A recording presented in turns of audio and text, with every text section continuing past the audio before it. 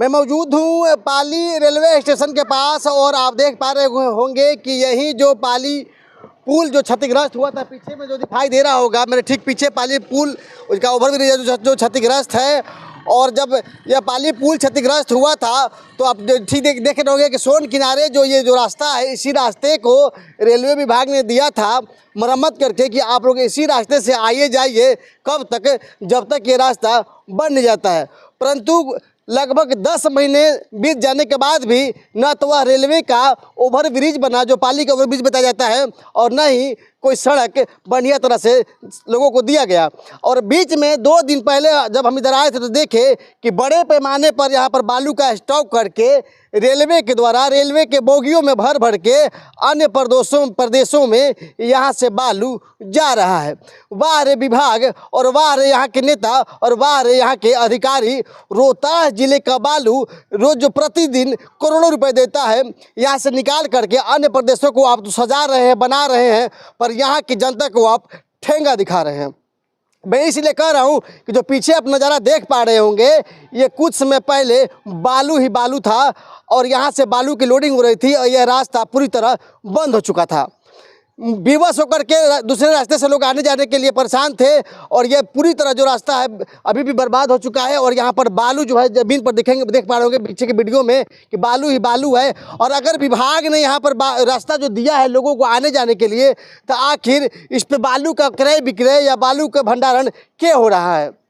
तमाम तरह के सवाल है जो आम लोगों के पास नहीं है, परंतु यहाँ के विधायक और यहाँ के सांसद कान में तेल लगा करके बैठे हैं। और बताया जाता है कि बस कुछ ही दूरी पर यहाँ का विधायक का डेरा है और आगे इसी साल लोकसभा का चुनाव है, तो जीत के गए हुए महाबली सिंह जी भी शायद आएंगे और यहाँ के क्षेत्र की जनता से कहेंगे कि हमने तो आपको बहुत बढ़िया पुल बनवा के दिया था, परंतु तोड़ दिया आप लोगों ने।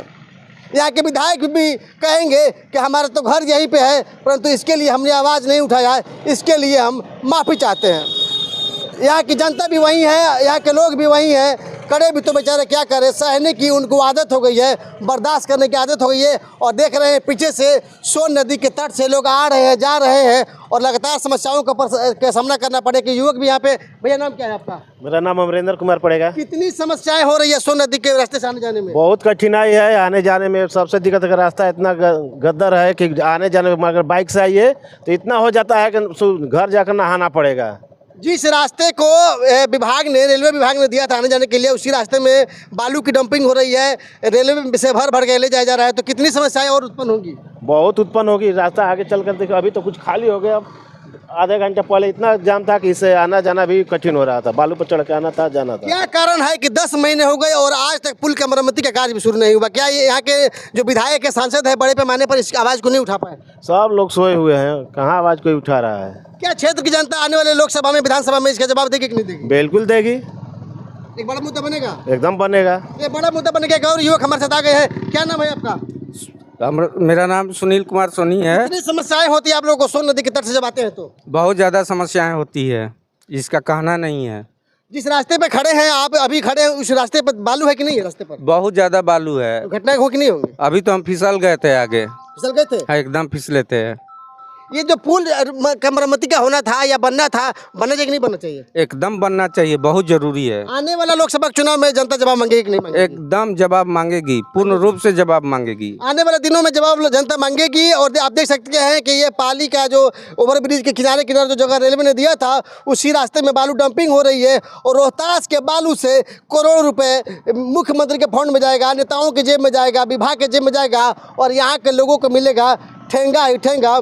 तो मैं यहाँ के लोगों से मांग भी करता हूँ कि आने वाले चुनाव में उन नेताओं से, उन विधायक से, उन सांसदों से आप सवाल का जवाब करें और पूछें कि 10 महीने से जब हम परेशान थे, मौत से जूझ रहे थे, तो आप लोगों ने हमारे पास कितना विभाग के सामने प्रदर्शन किया, कितने लोकसभा में, विधानसभा में आवाज़ उठाए, और ये पाली का पुल जो 10 महीने से टूटा पड़ा है, क्यों नहीं आप लोगों ने बनवाया? ऐसे ही चंद सवालों के साथ फिर मिलेंगे और एक बार मैं फिर दिखाऊंगा कि जिस रास्ते को रेलवे ने दिया था, उस रास्ते पर बालू गिरा करके बालू का परिवहन हो रहा है रेल द्वारा।